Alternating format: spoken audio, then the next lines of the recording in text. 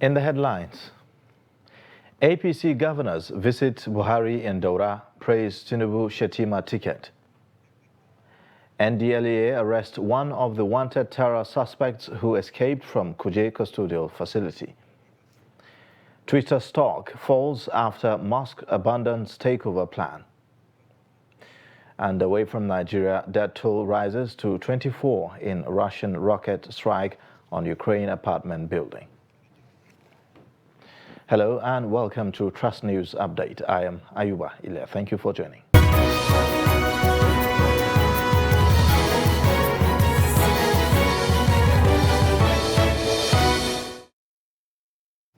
We begin with politics. Governors of the All Progressives Congress on Monday paid a Salah homage to President Muhammadu Buhari at his residence in Daura. After a closed-door meeting with the president, the governors said that they were pleased with Bola Ahmed Tinubu's choice of Kashim Shettima as his running mate in the 2023 presidential election. The governors described Shettima as one of Nigeria's finest. The governors who made the trip include Aminu Masari of Katsina State, Abdullahi Ganduje of Kano, Atiku Bagudu of Kebbi State, Abubakar Bello of Niger, Hope Uzodinma of Imo, Kayode Fayemi of Ekiti, Simon Lalong of Plateau, and Abdullahi Sule of Nasarawa State. Speaking after the meeting, Bagudu said a Tinubu Shettima presidency will complement all the achievements of the last 7 years under President Muhammadu Buhari. The Imo State Governor, Hope Uzodinma, described the choice of Shettima as a collective decision, adding that the 22 governors of the APC will deliver 22 states in the upcoming 2023 general elections. Meanwhile, reactions are trailing the emergence of Senator Kashim Shettima as Bola Tinubu's running mate for the 2023 general elections. The spokesperson for the Christian Association of Nigeria, Adebayo Oladeji, says a Muslim ticket in a polarized country is wrong and insensitive. Also speaking, former Secretary General of Arewa Consultative Forum, Anthony Sani, has said that the choice of APC to present a Muslim ticket will further divide Nigeria rather than uniting the nation. In another reaction, the Asiwaju Musulumi of Yoruba land, Chief Kamis Olatunde Badmus, has cautioned against religious sentiments and other divisive tendencies ahead of the 2023 general elections in the country. Olatunde Badmus said that the choice of the former Borno State Governor Kashim Shettima as running mate to the presidential candidate of the All Progressives Congress, Asiwaju Bola Tinubu, is not a barrier.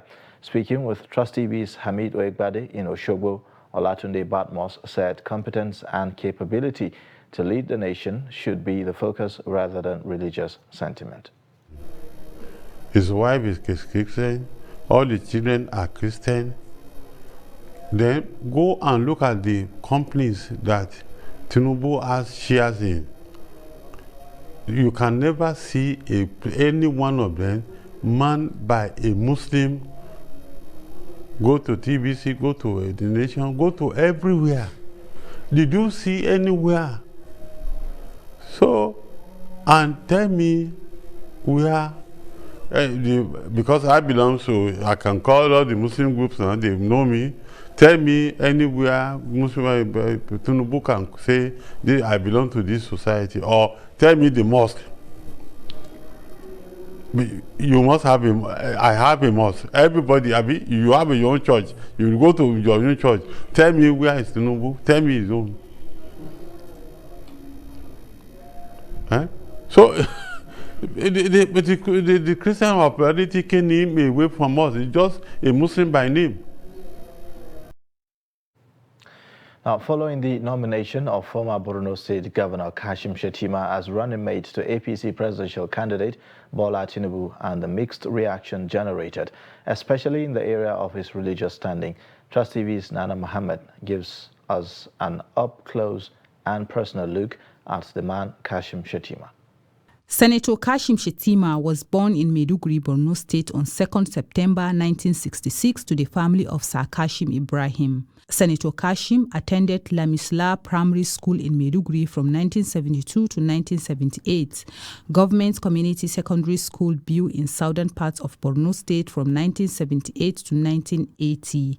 Transferred to Government Science Secondary School Potiskum, now in neighboring Yobe State, where he completed his secondary education in 1983. He studied at the University of Maiduguri and earned a degree in agricultural economics in 1989. He obtained a master's degree in agricultural economics in 1991 at the University of Ibadan in southwest Nigeria. Shettima joined the University of Maiduguri as a lecturer with the Department of Agricultural Economics and was in the academia from 1991 to 1993. In 1993, he moved into the banking sector. In 2007, Kashim was appointed as the Commissioner for Finance in Borno State. He later contested the governorship in 2011, which he won under the platform of the now defunct All Nigerian People's Party (ANPP). He won the re-election in 2015 under the All Progressives Congress (APC) and was chosen as chairman of the Northern States Governors Forum, an umbrella body of governors in the 19 states located in northern Nigeria. In February 2019, he became the winner of the Borno Central Senatorial District election, thereby replacing Senator Baba Kaka Bashir. Senator Shettima is a current serving senator under the platform of APC. Nan Muhammad, Trust TV News, Abuja. The National Peace Committee has said that appropriate measures should be implemented to ensure that vote buying does not occur during the July 16 governorship election in Osun State. Chairman of the committee and former head of state, General Abdulsalami Abubakar, retired, in a statement in Abuja, urged the people of Osun State to come out en masse and exercise their right to vote without fear of violence, adding that signing of the peace pact by political parties and other stakeholders will take place on July 13. He was quoted as saying, "We particularly urge that appropriate procedures are implemented to ensure the unhealthy and seemingly pervasive practice of voter inducement, commonly called vote buying, does not happen. The law in all its capacity and requirements should be applied to those involved in such a criminal act, both the buyer and seller." The governorship candidate of the Labour Party in Osun State, Yusuf Lasun, says a group of gun-wielding men have attacked his residence at Okeima area of Ilobo in Irepodu local government area of the state.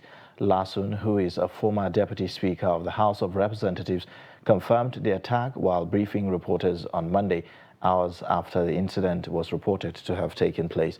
He explained that the assailants invaded his house very early in the morning and began to shoot sporadically, adding that he believes that the attackers came with the intention of harming him. According to him, a team of police operatives drafted to his house has since inspected the scene and taken custody of evidence. Yesterday, and I arrived at my house at about 11:30 p.m. and I called for my running mate for a short meeting. So he was with me with another of my kids. Particularly I realized my running mate. Then another hit of mine, Mustafa Mutin. At that time, I just opened my eyes. I had a gunshot and I saw a blistering light in my bedroom. I knew it was gunshot. At that point, I had to lie low. After like 30 seconds, I raised my head up to view my compound from the window of my room. And I discovered that my police are already outside. And that gave me some sort of confidence because they came out of where they were and they were already outside, fully prepared. And they were trying to repel them. Operatives of the National Drug Law Enforcement Agency have arrested one of the wanted terror suspects who escaped from the Medium Security Correctional Center, Kuje in Abuja, following an attack on the facility by terrorists. The Director of Media and Advocacy at the NDLEA, Femi Babafemi, who confirmed this in a statement on Monday, identified the suspect as Suleiman Sidi from Borno State. Although the pictures are the same, the Nigerian Correctional Service had, while declaring the suspect alongside 68 others wanted, identified him as Suleiman Idi. Suleiman's arrest came 3 days after another suspected terrorist who fled the correctional facility, Hassan Hassan, was recaptured in Nasarawa State. Similarly, police in Niger State have announced the recapture of one of the escaped inmates from the Kuje Correctional Center. The Niger State Police Command's Public Relations Officer, DSP Wasiu Abiodun, said in a statement on Monday that the escapee, Kazim Murtala, was arrested on Saturday in a compound in Suleja, Niger State. Abiodun said that the inmate confessed during interrogation that he escaped from the Kuje Correctional Center during the attack, where he was serving a jail term for the past 2 years after conviction for an offense he committed. He said that the inmate has been transferred to the custodial center on the orders of the Commissioner of Police, Niger State, Monday Bala Kurias. You're watching the news update on Trust Television. Coming up shortly, how religious sacrifice impacts economy. Details and more after the break.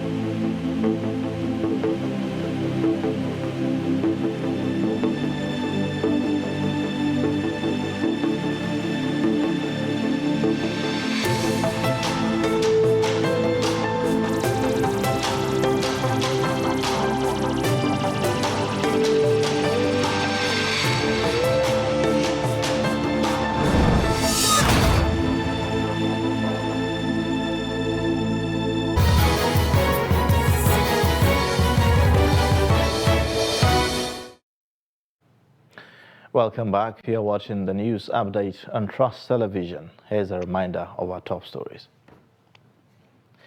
APC governors visit Buhari in Daura, praise Tinubu Shetima ticket.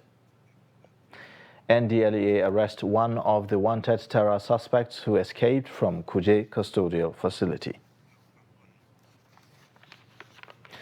And in other news, as part of this year's Salah celebration, hundreds of horse riders in Jigawa have held a street display to mark the annual Durbar Festival.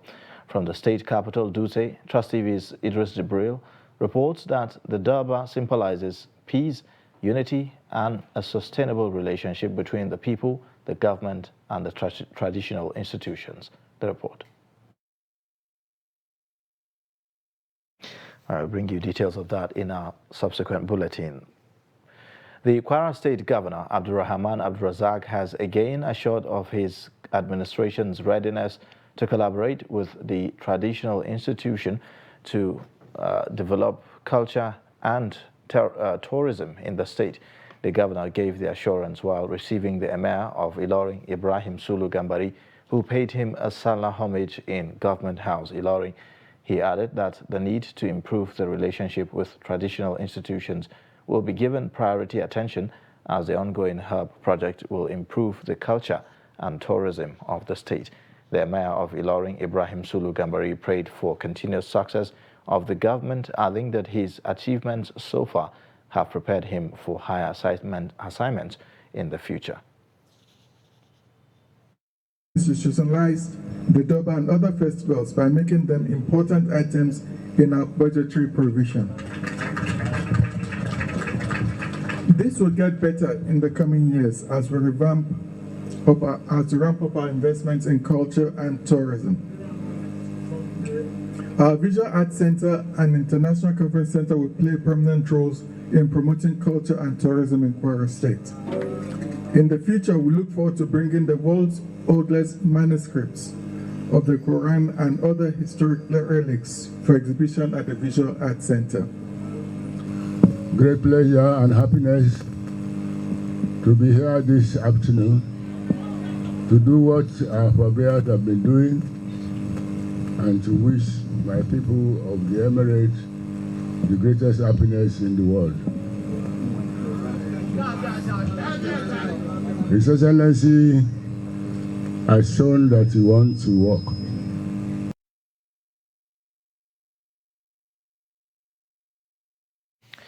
Now, aside the 2 Rakat prayers, one of the high points of the Eid al-Kabir is the sacrifice of animals by the Muslim faithful. Beyond the fulfillment of that religious obligation of eating and sharing of meat is the increased production of hides and skin for local and international leather industries. Abdullahi Ahmadi takes a look at hides and skin industry and how it is affected by the economic downturn. The hides and skin business hitherto contributed a large percentage of Nigeria's gross domestic product, GDP. The industry continued to thrive until the beginning of the exploration of oil, and then, for some reasons, the global prices of hides and skin started to decline. Despite the declining fortunes of the sector, it remains the primary ingredient used by the leather industry in Nigeria and around the world in the production of bags, shoes, belts, and other accessories. Our major concern is lack of enough capital. The foreign merchants manipulate the business because they have money more than the local dealers. The insecurity situation is affecting the business.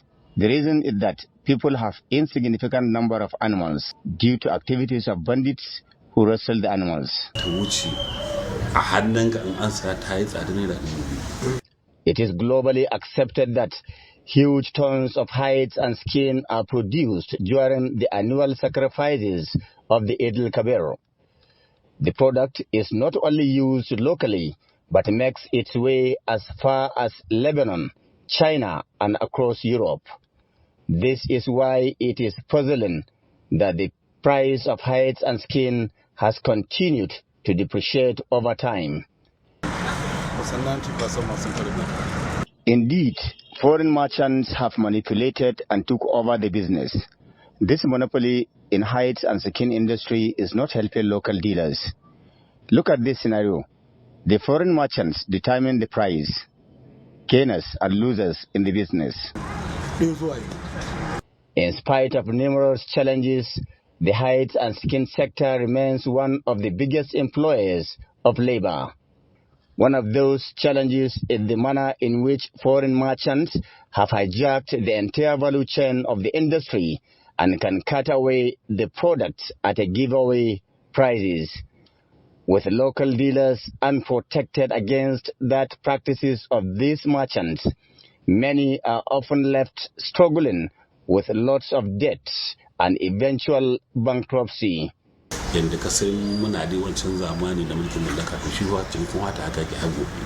Hundreds of thousands of hides and skin are produced in Katsina State annually, but the major beneficiaries are foreign merchants. Indeed, that may be the reason why stakeholders are calling for government intervention to protect local dealers from manipulative economic practices. This is the only way to save the sector from imminent collapse. Abdullahi Ismail Ahmadi, Trust Television News, Katsina. Now we take this earlier story again. As part of this year's Salah celebration, hundreds of horse riders in Jigawa have held a street display to mark the annual Durbar festival. From the state capital, Dutse, Trust TV's Idris Jibril reports that the Durbar symbolizes peace, unity, and sustainable relationship between the people, the government, and the traditional institutions.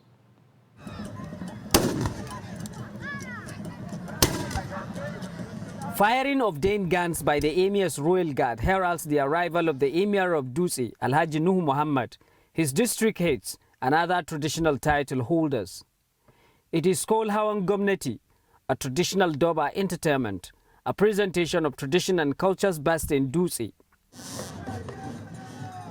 In Hawan Gomnati, the Emir marched out his troops from the palace to the streets of Dutse to receive homage from the people, and thereafter to the state government house, where the Emir pays homage to the governor.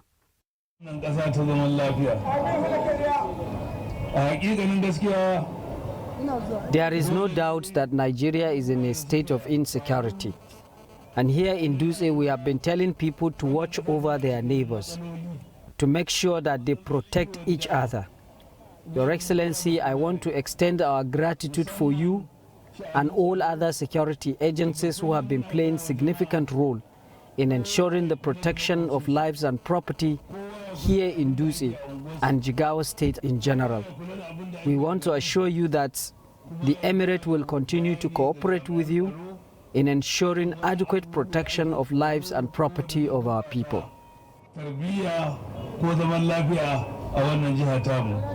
Mai girma gwamna yana farin ciki da wannan al'amari kuma yana ya umarce ni da jaddada godiyarsa ga mai martaba sarki bisa irin gudunmawa. Your Highness, we are fully aware on the immense contribution of the Emirates, the good advices you are giving us on how to manage the state and how to move the state forward. His Excellency is highly grateful, and I can assure you that this administration will continue to do its best in protecting the lives and property of the people here in Dutse and Jigawa State in general. Duk da cewa Allah cikin ikonsa da rahamarsa ya ba mu tsaro da zaman lafiya a wannan jiha. For the people of Dutse Emirate, the Daba is significant for obvious reasons. First, it re-emphasizes the significance of their culture and tradition. It is also an opportunity to meet with their emir and other traditional title holders in the kingdom.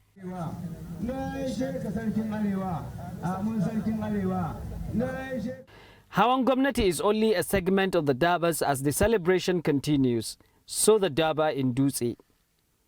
Idris Jibrin, Trust TV News, Dutse.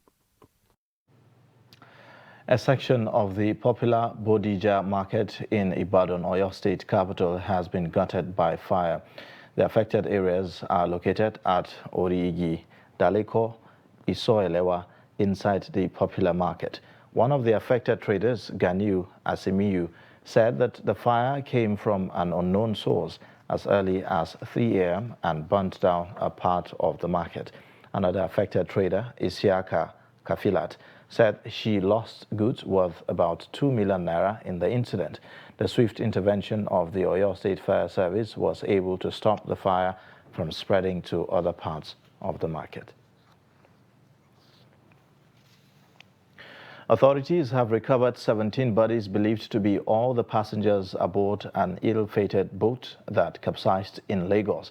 13 bodies were recovered on Sunday, according to the Inland Waterways Agency, with the other 4 recovered the previous day. The boat had set sail on Friday evening despite rules that bar night travel, authorities said.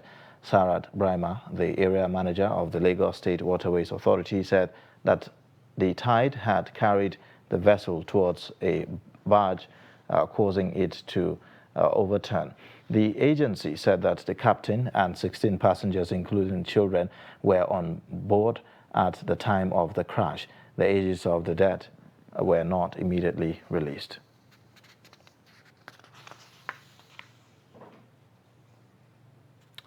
Now, Group Managing Director of the Nigerian National Petroleum Corporation, Mele Kyari, says that they are working to resolve issues around the supply disruption of premium motor spirit, otherwise known as petrol. Kyari, who disclosed this to newsmen in Daura, Katsina State after he paid Salah homage to President Muhammadu Buhari, added that fuel scarcity will be tackled in a couple of days. On the cost of petrol, he said that the NNPC is working to resolve the logistics cost to ensure that the price of the product is stabilized in the nearest future. Yes, first, there's no question around it. Mr. President has exercised his discretion and the right decision to increase the cost of transportation by 10 naira. That means that transporters will be able to take product from any fuel station, from any depot, and take it to the furthest fuel station without any fence. We also acknowledge that there are some pressing logistic challenges, particularly in the marine, and we are resolving those, but particularly so that we are convinced that these prices will normalize very soon. Now, Twitter stocks fell Monday after Tesla chief Elon Musk ditched a $44 billion deal to buy the social media giant. The platform stocks dropped 5.46% on Wall Street to $34.80 after losing 5.10% before the weekend. Musk on Friday pulled the plug on the deal, accusing the company of misleading statements about the number of fake accounts, according to a letter from his lawyers, a copy of which was filed with the Securities and Exchange Commission. Musk's effort to terminate the deal that he inked in April sets the stage for an epic court battle over a $1 billion breakup fee. The social network says that the number of fake accounts is less than 5%, a figure challenged by the multi-billionaire who believes the number to be much higher. And away from Nigeria, rescue workers on Monday pulled more bodies and some survivors from an apartment building destroyed by a missile strike that killed 24 people in eastern Ukraine, while a Russian bombardment killed at least 3 in the second largest city, Kharkiv. The civilian deaths drove home the human cost of Russia's invasion of Ukraine, now in its 5th month, as European capitals braced for more economic consequences, with supplies of Russian gas in question and sanctions on Moscow disrupting trade in the city of Chasiv Yar. Rescuers made voice contact with 2 people in the wreckage of the 5-story apartment building demolished by a rocket on Saturday, while emergency services released video of workers pulling survivors from the concrete debris, where up to 24 people had been trapped. Monday's artillery, multiple rocket launcher and tank attack on Kharkiv further north injured 31 people, including 2 children, in addition to the 3 deaths, regional governor said.